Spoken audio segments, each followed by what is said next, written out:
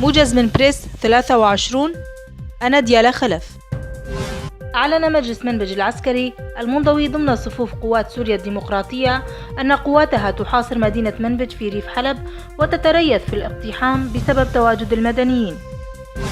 إعلان أول كتيبة لحماية نساء مناطق الشهباء، حيث تضم الكتيبة كافة المكونات في المنطقة.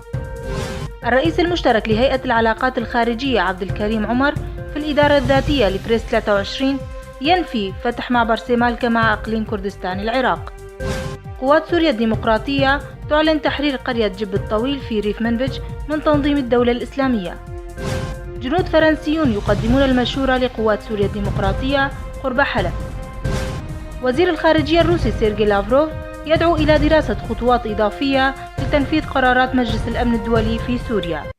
للمزيد من المعلومات والأخبار يرجى زيارة موقعنا www.press23.com.